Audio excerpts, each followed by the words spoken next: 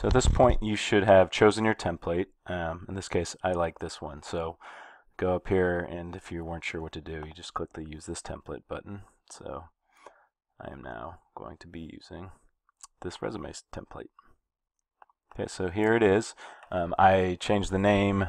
Obviously, I already put my information in here. Yours will be blank. But we're going to start with our contact information. So contact information should happen either right here, nice and bold on the page, you can't possibly miss it, or in other templates, it'll be right across the top. The reason you want to have it super big and obvious is because you don't want someone to lose it in a stack of resumes. If I'm trying to figure out which one is yours and I have to search for your name, forget it, done, it's over, right? So nice, big and bold so I can find it, I can find your contact information and get a hold of you right off the bat. I don't have to look through your resume, I don't have to skim it, it's right there, okay?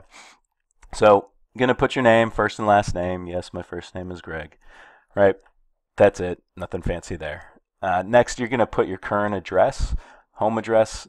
Just so you know, this is the school address, so don't try to email me weird letters or bomb threats because that won't go to my home anyway. So just, in this case, put your home address there. If you don't have a home mailing address, right, you want to think about somewhere where you can get mail easily. Maybe school would be a place to do that, right? If you're actually in between places, you're moving, something like that, you can put maybe the school address somewhere where someone's ready to pass on any follow-up information to you. To be honest, at this point, not a lot of employers are going to mail you anything, but you need to have that. It also helps show them, especially if you're applying for a job in the San Jose area or something like that, that you're already in the area, that you're easy to contact. Sometimes if you have an address that shows that you're like in a different state or something, then people worry about the moving and whatnot. Next, you're going to put your cell phone number, or if you don't have a cell phone, your home phone number. If you don't have a home phone number, then put the number for someone, again, that you are around a lot that can easily pass information to you or get you the phone. So if that needs to be a family member, someone that you're around a lot, a cousin, whatever, make sure that you put that number.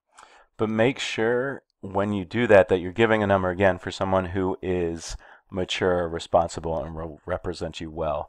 If you have your stupid cousin answering the phone, they're saying, "Hey, what's up?" right, and being an idiot, then you just lost your opportunity. So again, think that through before you put a different number there if you don't have one of your own. For your email address, similar idea. Use a professional address.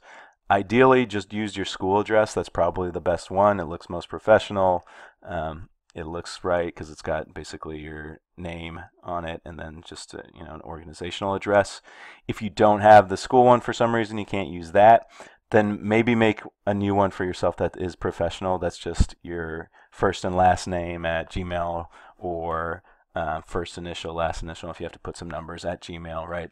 That looks a lot more professional. If you put, "Hey, super hot guy 38 at yahoo.com, guess what? You're not going to get the job because it makes you look like kind of an immature idiot. So make sure you're aware of that. Put a professional email. If you don't have one, make one and put it in there. Finally, for the web page address, this is probably not relevant to you all, but if you have like a digital portfolio or something that shows your work, definitely put it in there. In this case, I put the Alpha PLT site because I built it. Might show people the kind of work I do. But if you don't have that, don't worry. Just cut it out and have nothing at all. Definitely do not put your personal Facebook or Instagram or something like that.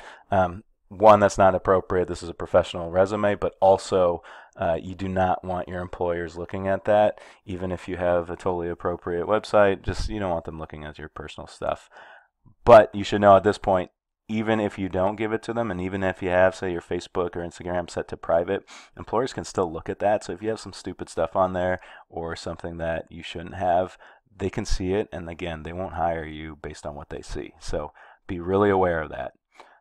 Otherwise, there you go. That's just putting your contact information, but some things to think about as you do that.